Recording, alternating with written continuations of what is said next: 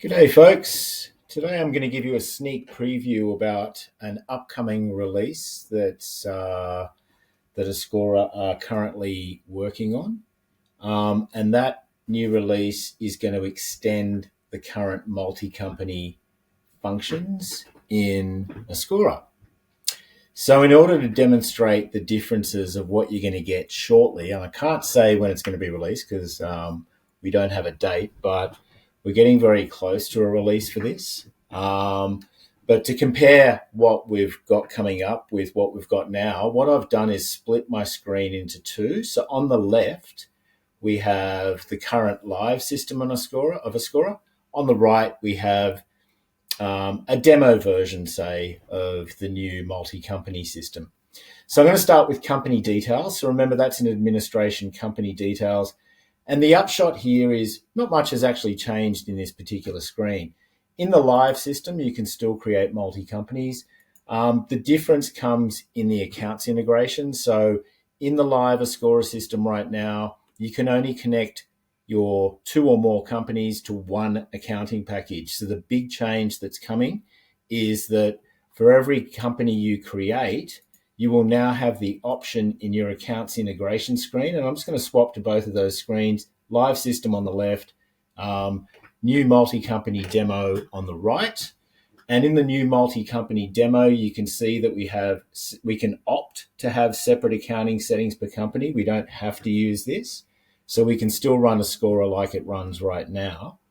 But if you do set up multi-company, obviously you set up your multiple company details in the company details screen. But then when you come to accounts integration, you can switch on separate accounting settings per company, and then you can pick your company and connect it up to your accounting. So you can see that my multi-company test company is connected to my Xero, and my company 2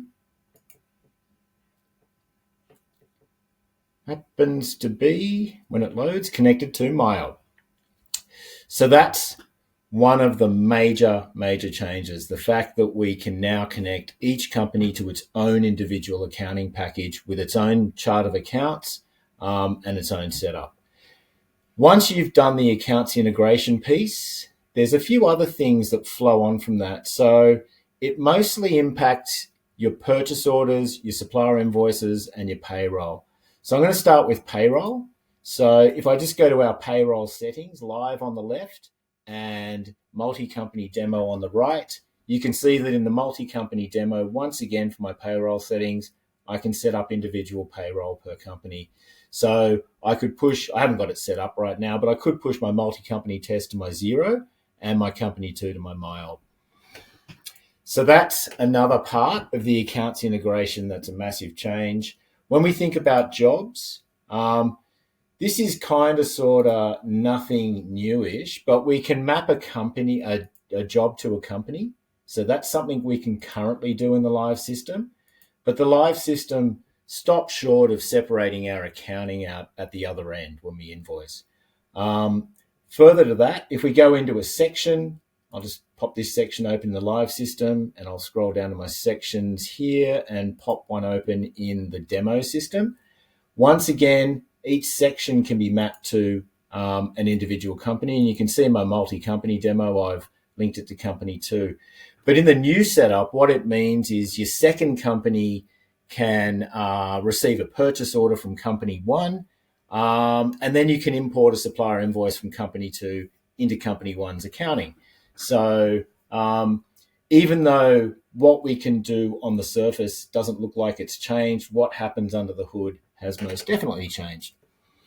So like I said, POs, we can currently map POs to one or the other company. We can do the same thing in the new setup, but the new setup will take it one step further and apply that company to our supplier invoice. So you'll see our live system on the left doesn't have a company selection, but our demo system does.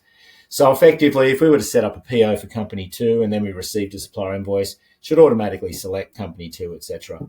But once again, which company we pick for the supplier invoice will determine which accounting package this supplier invoice gets pushed to when we save and accept the allocation of the supplier invoice.